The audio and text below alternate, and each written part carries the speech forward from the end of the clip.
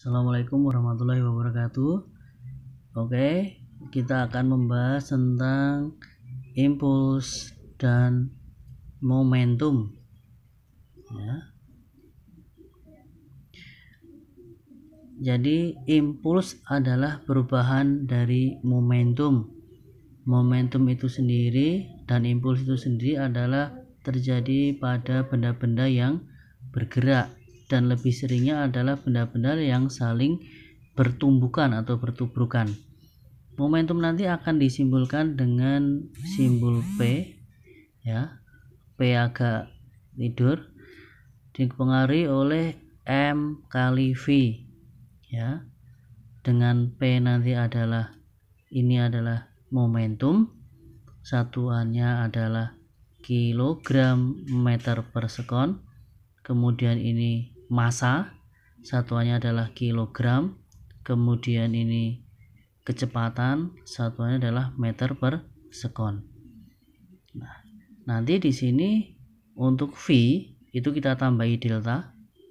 Delta artinya perubahan kecepatan, karena nanti untuk yang ke kanan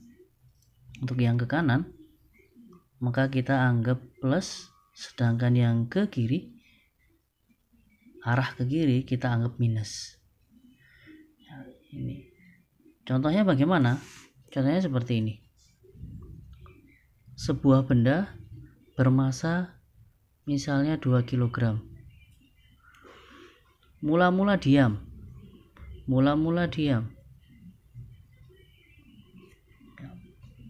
Kemudian diberi kecepatan sejauh atau sebesar misalnya 2 meter per sekon, berlawanan arah. Ingat, berlawanan arah. Nah, berapakah momentum yang terjadi? Maka P sama dengan M kali delta V. Delta V tadi bisa diubah menjadi M kali V2 min V1 ya. Masanya tadi 2, kecepatan kedua 2 meter per sekon, maka 2 minus, karena awal mulanya adalah diam, maka minus 0, berarti 2 dikali 2, berarti hasil adalah 4 kilogram meter per sekon. Itulah momentum yang terjadi. Nah, bagaimana nanti untuk benda yang keduanya saling mempunyai kecepatan? Kita lanjutkan. Contoh berikutnya adalah jika ada massa benda 1 kg, kemudian bergerak ke kanan dengan kecepatan 4 meter per sekon. Nah, setelah itu menumbuk suatu benda atau bertuburkan dengan suatu benda sehingga benda tadi memantul ke kiri sebesar 2 meter per sekon. Nah, bagaimana menghitung momentum yang terjadi? Maka hasilnya adalah P sama dengan M kali V2 min V1. Masanya 1 kg, V2 nya berarti ini 2, karena dia ke kiri maka minus 2, min V1 tadi ke kanan berarti plus ya, tetap plus, berarti min 4. Jadi 1 dikali minus 6, berarti minus 6 kilogram meter per sekon. Nah, minus ini menunjukkan arah, berarti dia arahnya ke kiri. Itulah momentumnya. Dan kita lanjutkan kembali. Sedangkan untuk impuls atau I simbolnya adalah perubahan dari momentum ya. Jadi rumusnya sama. I itu M kali V. Bisa juga I itu bisa dicari, impuls itu adalah F kali delta T. F itu adalah gaya dengan satuan Newton, kemudian delta T adalah waktu dengan satuan sekon ya. Maka Karena dari rumus ini, dari rumus I sama dengan delta P, maka bisa kita turunkan bahwa rumusnya menjadi F kali delta T sama dengan M kali delta V. Itu rumus yang baru. Nah, untuk mencari gaya ataupun mencari waktunya. Ya. Kita ambil contoh misalnya seperti apa? Misalnya seperti ini. Sebuah bola bermasa misalnya 1 kg.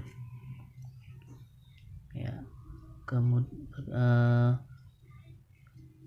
bergerak dengan kecepatan, berarti V-nya misalnya 2 meter per sekon. Ya. Diberi gaya sebesar misalnya 10 Newton. Berapakah waktu yang dibutuhkan benda tersebut? Berarti dari rumus itu bisa kita cari F kali delta T sama dengan M kali delta V. F nya 10, delta T nya nggak tahu ya, masanya 1 kilo, V nya 2, berarti delta T sama dengan 2 per 10 atau 0,2 sekon. Nih. Contoh lagi misalnya aplikasi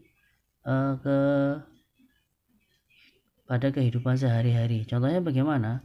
Misalnya seperti ini. Sebuah bola bermasa misalnya 0,5 kg ditendang oleh seorang anak dengan kecepatan misalnya 1 meter per sekon dengan gaya misalnya 100 Newton. Nah, pertanyaannya adalah berapakah lama gaya kontak atau gaya sentuh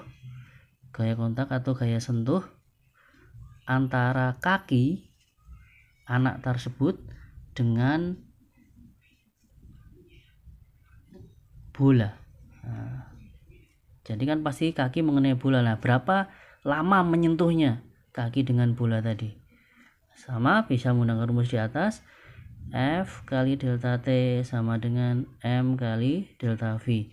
F nya 100, delta T nya ditanyakan, masanya 0,5, delta V nya 1.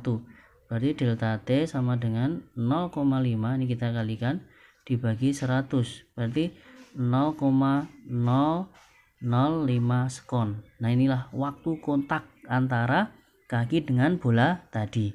Oke, kita akan lanjutkan nanti dengan contoh-contoh yang lain. Selalu saksikan dan selalu subscribe, kemudian like dan bunyikan loncengnya. Oke ya guys, sekian. Assalamualaikum warahmatullahi wabarakatuh. Semoga bermanfaat.